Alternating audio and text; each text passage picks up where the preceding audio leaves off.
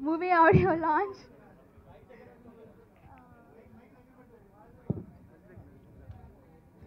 Movie going to release very soon. I want all your supports and blessings. And thank you. మాది 14 మంది సంతానం మా అమ్మకు. పాట పాడితేనే మా అమ్మ నన్ను ప్రేమతో చూస్తుందని చిన్నప్పటి నుంచి పాటలు పాడేవాడిని. టీవీలో ఏ పాట వస్తే ఆ పాట వినిపించేవాడిని మా అమ్మకు. అందుకే నాకు మా అమ్మ అంటే చాలా ఇష్టం. అలా పాటలు పాడే నాకు ప్రతి పేరంటంలో నన్ను పిలిచి పాటలు పాడించుకునేవాళ్ళు. చిన్నప్పటి నుంచి నేను పాటలే పాడేవాడిని. ఒకవేళ ఎక్కడన్నా పెద్ద ప్రోగ్రాంకి వెళ్తే కూడా, టెంపుల్కి వెళ్తే కూడా ప్రజలందరూ వింటుంటే ఆడవాళ్ళ పాటలు పాడేవాడిని, లేచిపోతుంటే జానపదాలు పాడేవాడిని. అది నా యొక్క అన్నమాట.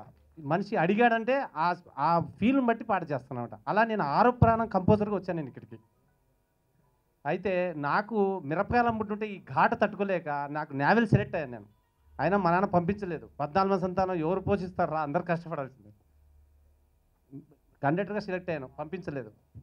నేను ఇంకా లాస్ట్కి ఈ పాటలు పాడుతూ పాడుతూ ఈ కారం తట్టుకోలేక పారిపోయి వచ్చాను నేను నా భార్య ఇండస్ట్రీకి. వచ్చినప్పుడు చిన్నగా కోరస్ పాడితే చాలు బతుకుతానని వందే మాతం దగ్గర సీమల దండు నుంచి వరిశేరాముల వరకు పాడాను. ఆయన నన్ను తమ్మునిగా చూసి మంచి వాయిస్ పెద్ద స్థుతులు పాడతాను ఆయనతో పాటు అనమాట. అయితే నా సంగీతం నా కొడుకున్నాడు ఇంట్లో.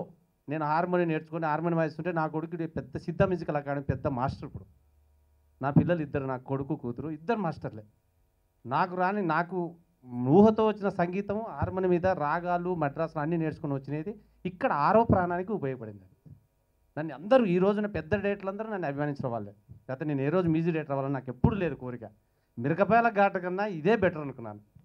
అలాగా నా భార్య పిల్లల్ని నేను పోషించుకుంటూ చాలా స్థాయికి వెళ్ళాను. అయితే సినిమాలో పెద్ద మ్యూజిక్ డేటర్ అవ్వాల కోరిక ఎన్నడూ లేదు. వీరు గారి దగ్గర కూడా చాలా సినిమాలు చేశాను. ఫంక్షన్కి వచ్చిన శ్రీమతులందరికీ నా హృదయపూర్వక కృతజ్ఞతలు.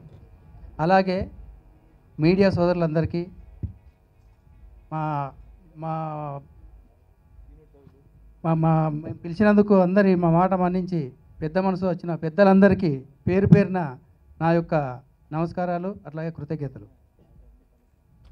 శ్రీమతి బంగారం సినిమా ఈరోజు వస్తున్న సినిమాలలో లవ్ సబ్జెక్టులు, యాక్షన్ సబ్జెక్టులు, హర్రర్ సబ్జెక్టులు నడుస్తున్న యుగం ఇది. ఇప్పుడు నేను శ్రీమతి బంగారం సినిమా చేయడానికి కారణం ఏంటంటే ఒక డిఫరెంట్గా వెళ్దాము, ఒక మంచి టైటిల్తో అందరినీ మరొక్కసారి భార్యాభర్తలు అంటే ఏంటి, భార్యాభర్తల బంధం ఏంటి తెలియజేస్తూ మనము ఒక మంచి సినిమా చేద్దాము, ఒక ఫస్ట్ టైంగా సినిమా చేస్తానని నేను ఈ సబ్జెక్ట్ చేసుకోవడం జరిగింది.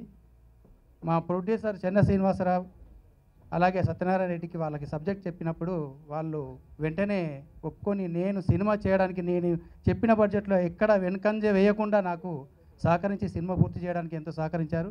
వాళ్ళకి నా కృతజ్ఞతలు.